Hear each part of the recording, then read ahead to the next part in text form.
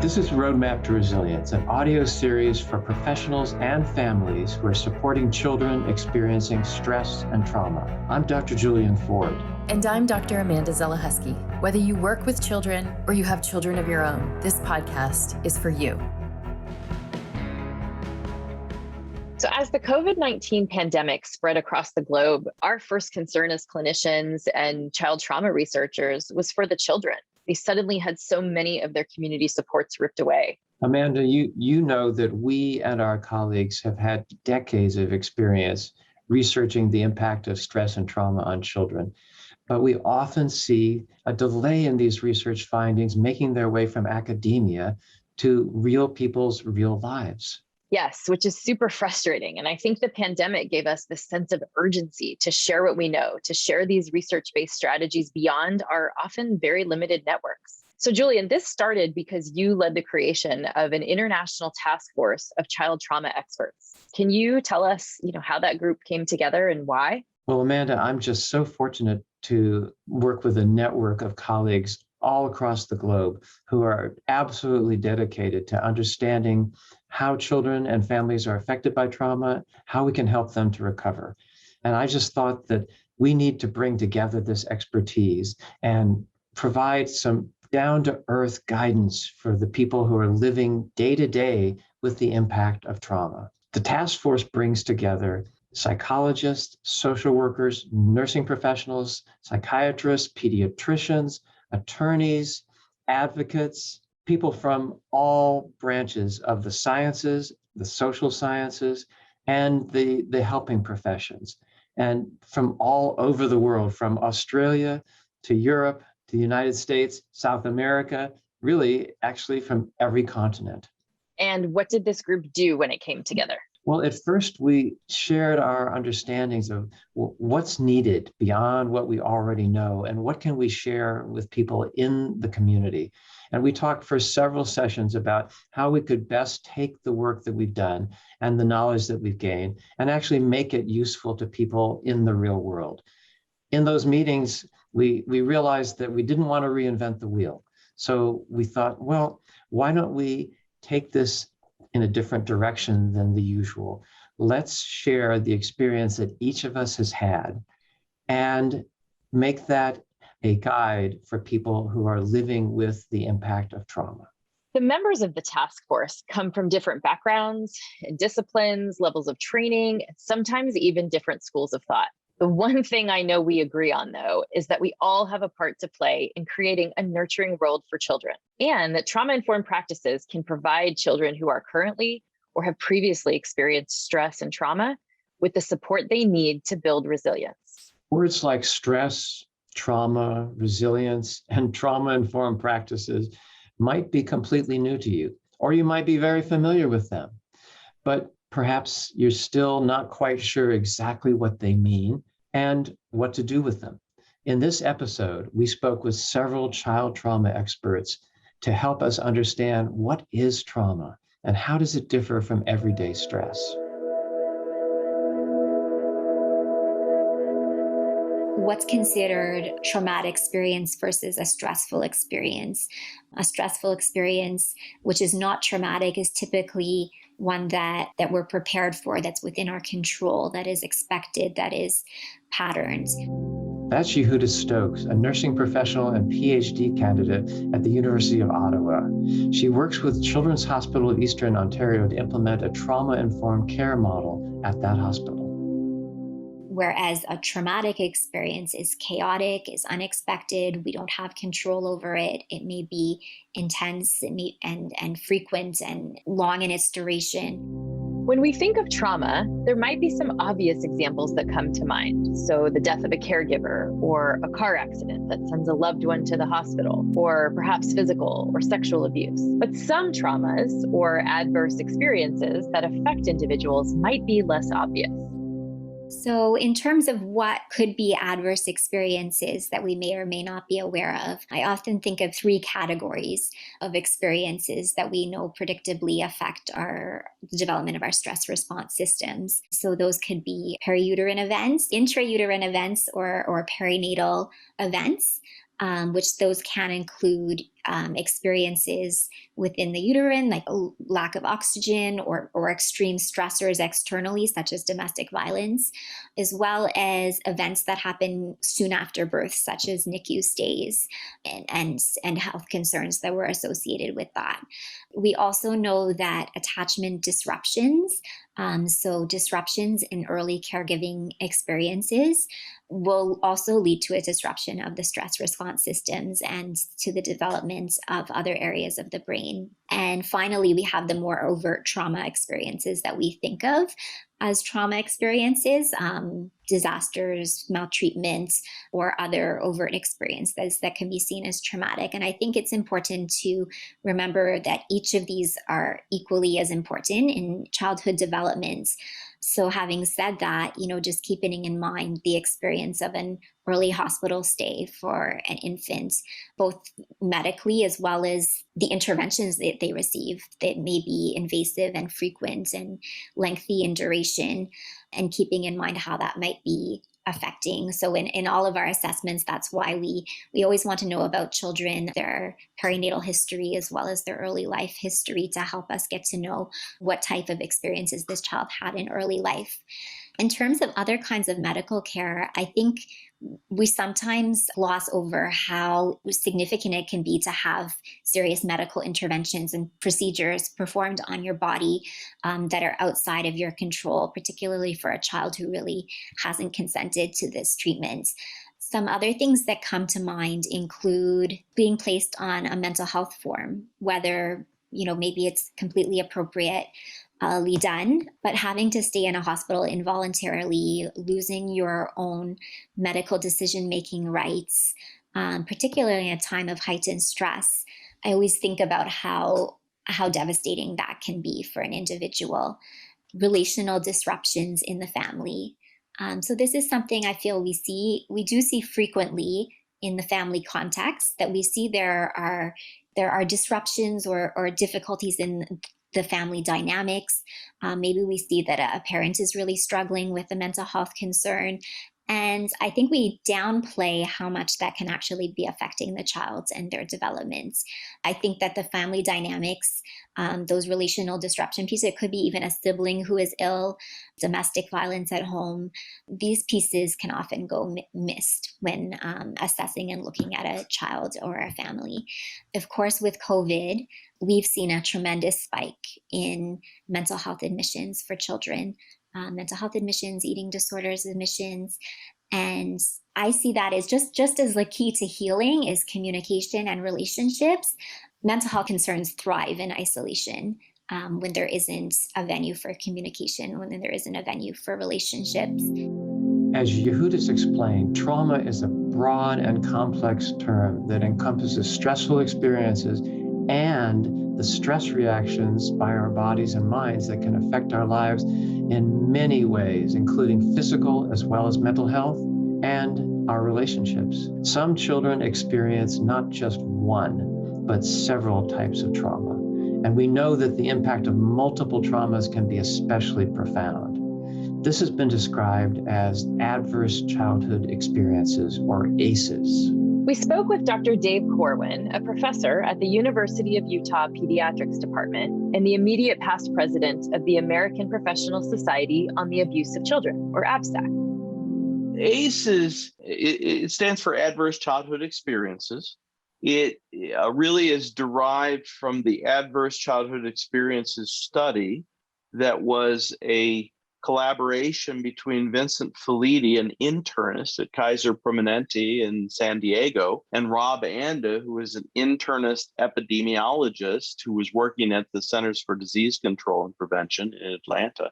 And what they did, based upon some pilot work that Dr. Felitti had done in his prevention program, is that they focused on 10. They chose 10 of the major stressors, including the major forms of child maltreatment, sexual abuse, physical abuse, emotional, psychological abuse, 2 forms of neglect in terms of general neglect, psychological neglect, and then 5 forms of family stress, being exposed to violence in the home.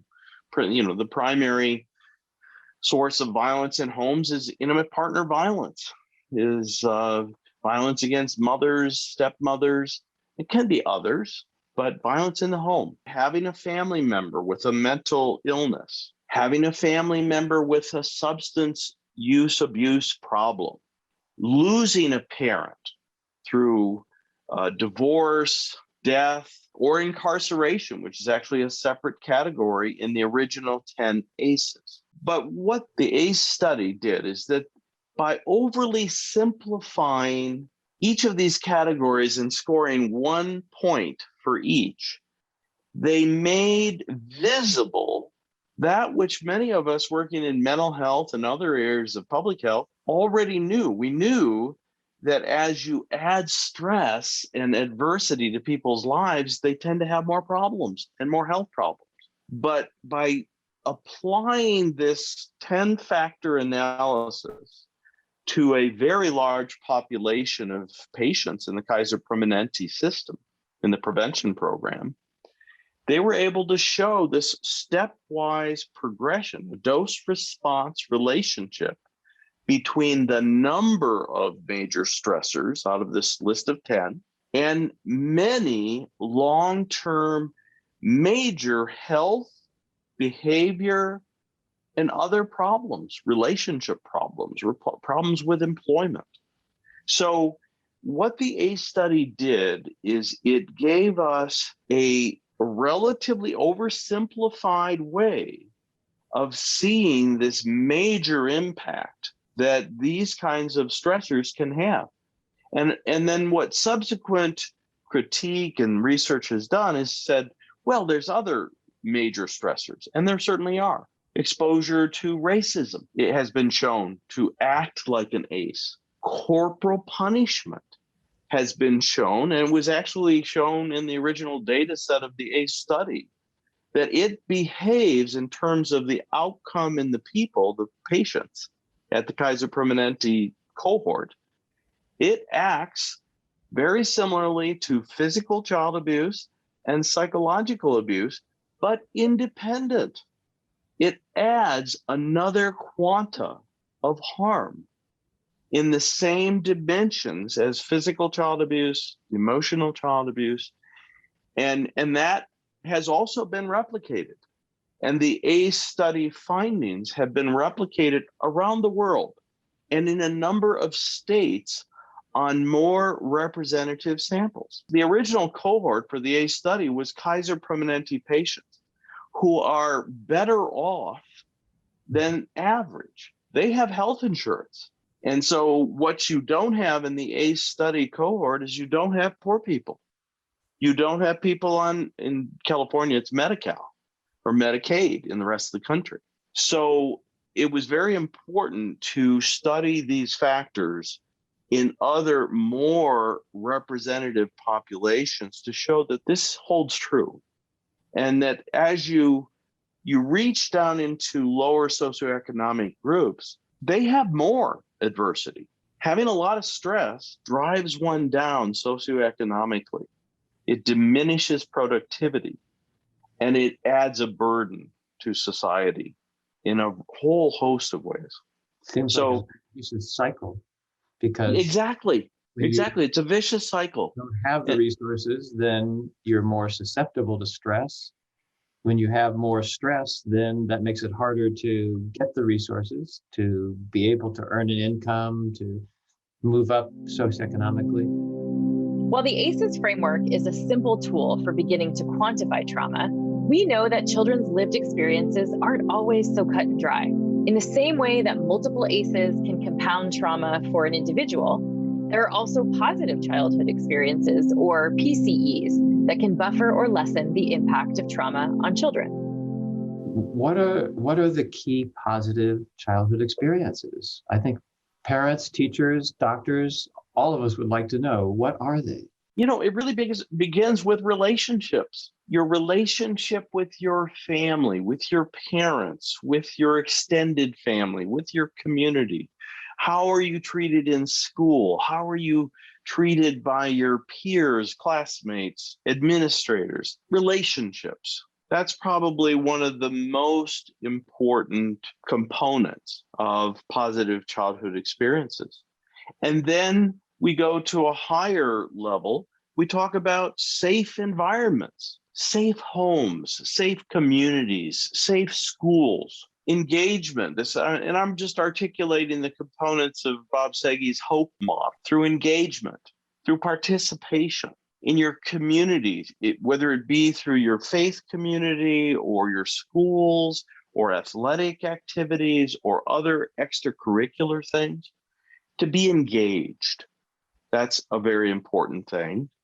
And then the opportunities to build social competence, to learn how to care for yourself, how to address challenges and adversities, how to self-regulate, which is what we start with the youngest children, through our tolerance and not reacting to their emotionality, which can be trying at times. We model equanimity and calm, and then we show and model ways to cope with frustration and to try to get one's needs met in more constructive ways.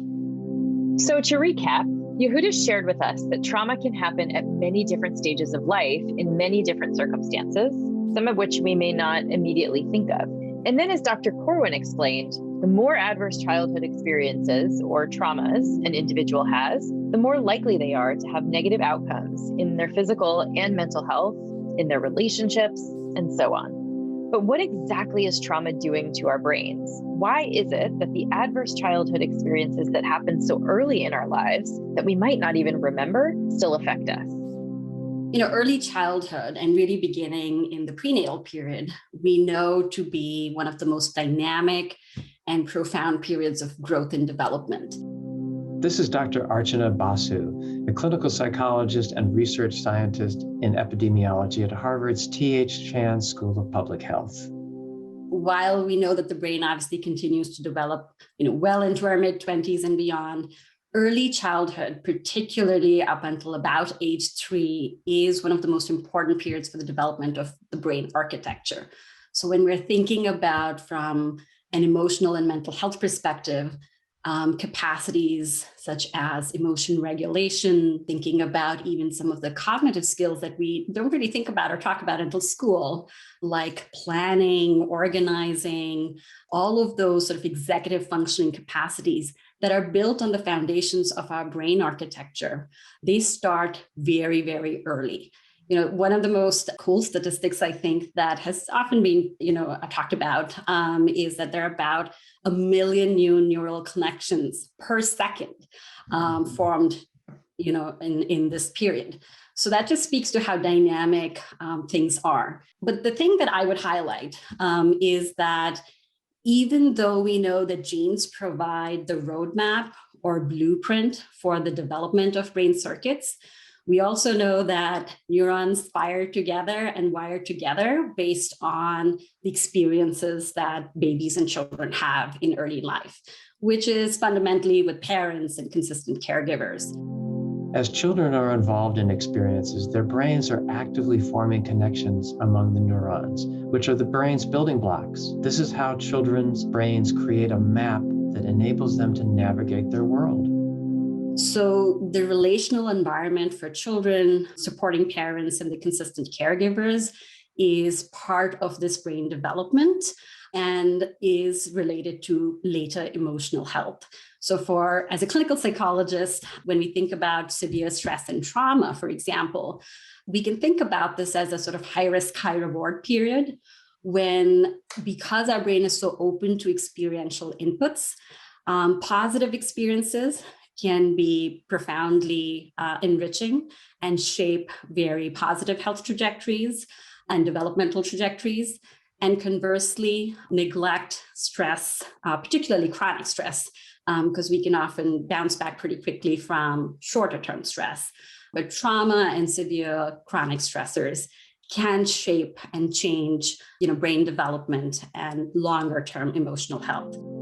So those ACEs and positive childhood experiences that Dr. Corwin explained, they can have a greater impact on the brains of young children during their early developmental years. Yeah, the brain is building these neural networks in response to our environment. So even if we don't remember a traumatic experience from when we were very young, it can still have an impact on how our brains develop over time. One concept to perhaps think about is biological embedding. And another way to think about is that severe stress and traumas of the sort that you're describing, they really do get under our skin. They shape and change the ways in which neurons spark, whether genes are, expressed in a certain way or not.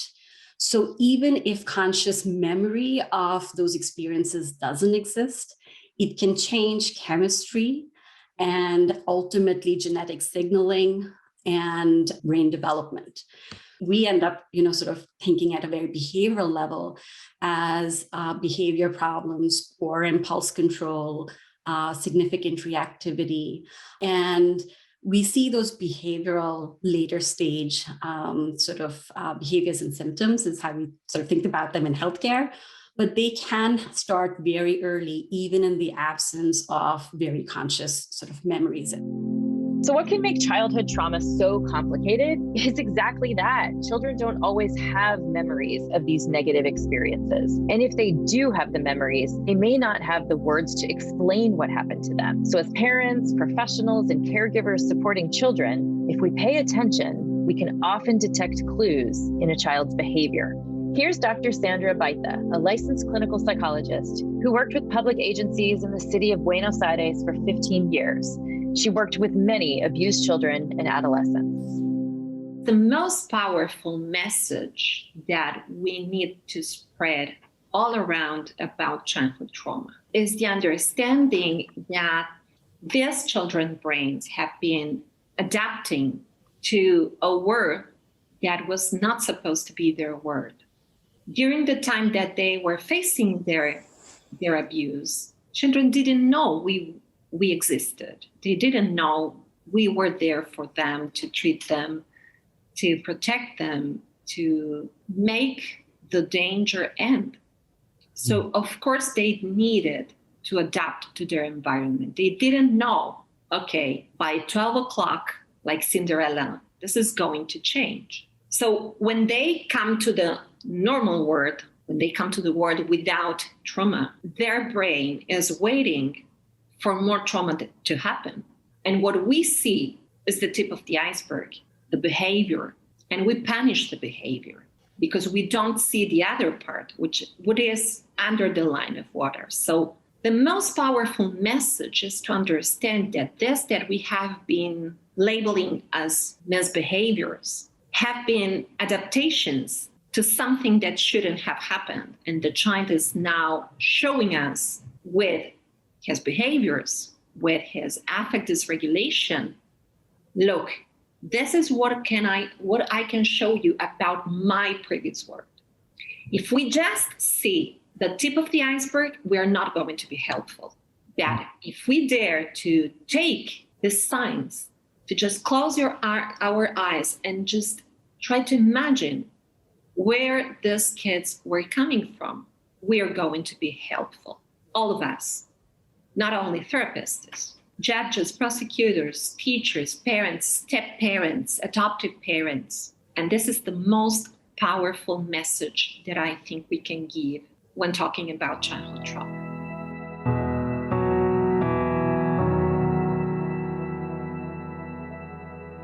We've heard from several experts now that trauma is a major challenge for children and for families. And especially when children experience multiple forms of trauma or adverse childhood experiences.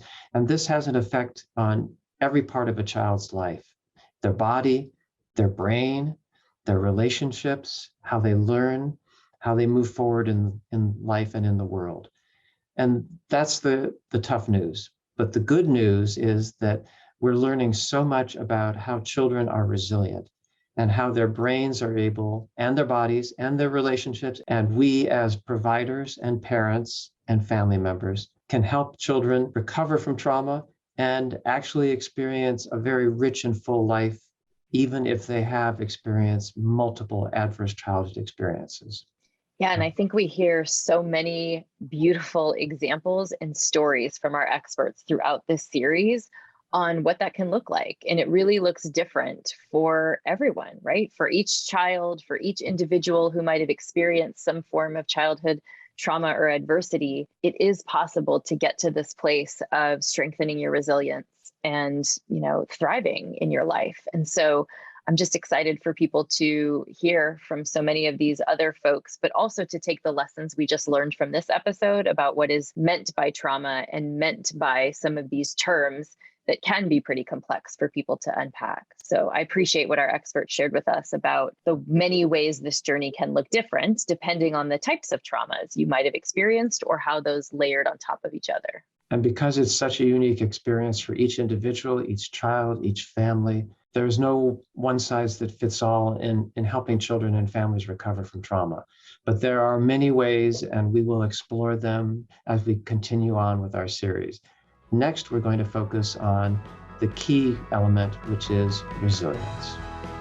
Many thanks to our guest experts on this episode, Dr. Sandra Baita, Dr. Archana Basu, Dr. David Corwin, and Yehudis Stokes. Visit roadmaptoresilience.org to learn more about our guest experts, access additional videos and resources, or send us a message. If this episode piqued your interest, we'd love for you to leave a 5-star review on Apple Podcasts and let us know what you think. And if you imagine this episode would resonate with a colleague or friend, please share it. Roadmap to Resilience is a collaboration between Pandemic Parenting and the University of Connecticut School of Medicine, with special thanks to the Interorganizational Child Trauma Task Force. Roadmap to Resilience is produced by my co-hosts, Dr. Julian Ford, myself, Dr. Amanda Zelechoski, along with Carmen Vincent and Victoria Bruick. Many thanks to Jennifer Valentine for her strategic support and to the teams at Pandemic Parenting and the Center for the Treatment of Developmental Trauma Disorders for providing promotional support. We'd also like to thank the Substance Abuse and Mental Health Services Administration's National Child Traumatic Stress Network for their financial support of this project. Thank you for joining us in supporting children in need of a roadmap to resilience.